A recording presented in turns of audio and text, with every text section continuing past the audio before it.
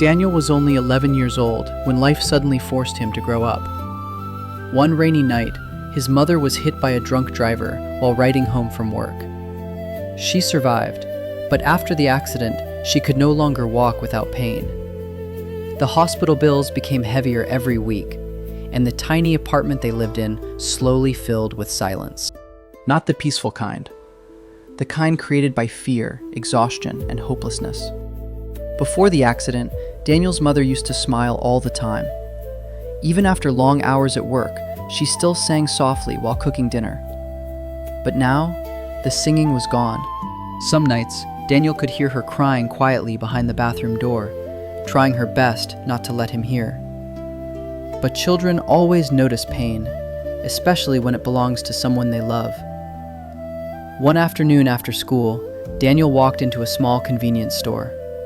With the little money he had saved, he bought bottles of water and packs of tissues. Then, he stood beside a busy traffic light under the burning sun. Water, $1. Most people ignored him. Some looked at him with pity. Others simply rolled up their windows and drove away. But Daniel stayed there until evening. His feet hurt. His shirt smelled like smoke and dust from the road. Yet when he finally came home, he smiled proudly and placed a few crumpled bills into his mother's hands. "I helped today," he whispered. His mother stared at the money in silence. Then tears slowly filled her eyes. "Daniel, you're just a child." The boy smiled gently. "But you always take care of me." And for the first time since the accident, his mother broke down crying in front of him. The next day, Daniel returned to the same street corner. And the next, and the next. Every afternoon after school, he worked quietly, without complaint. Sometimes he carried groceries for strangers. Sometimes he cleaned tables at small food stalls. Sometimes he stood under the rain for hours, trying to sell one last bottle of water. One afternoon, Daniel's teacher asked why he had stopped playing soccer after school. He used to love soccer more than anything. The boy lowered his head for a moment before smiling softly. "Shoes cost money," he whispered. "My mom needs to walk first." That night, his mother noticed something she had never seen before. Daniel's shoes had holes in the bottom. His socks were wet from the rain. But he never once asked for a new pair. He was tired, but he never stopped. Because every coin meant one step closer to helping his mother walk again. One late night, Daniel's mother woke up thirsty and slowly walked toward the kitchen.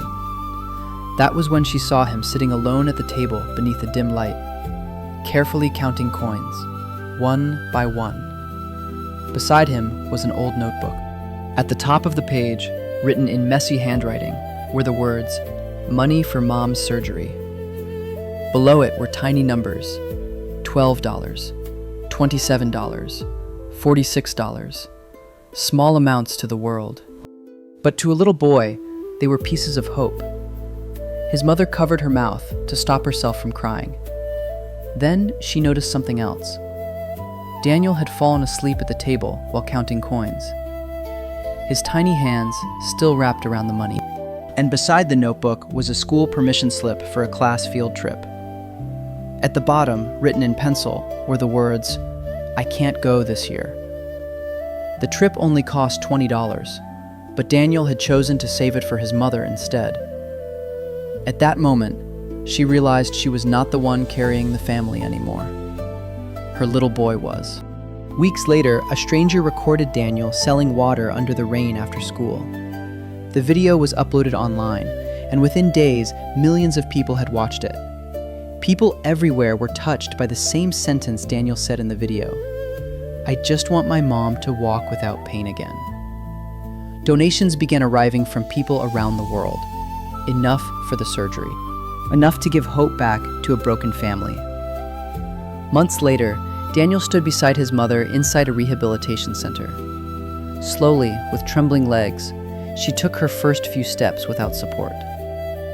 Daniel stared at her in disbelief, then suddenly burst into tears.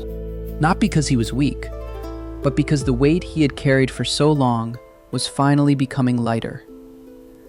He ran forward and hugged his mother tightly, like a little boy who had spent months trying to be stronger than life itself. People often think heroes are powerful people in movies, but sometimes a hero is simply a tired little boy standing alone under the rain after school, doing everything he can to save the person he loves most.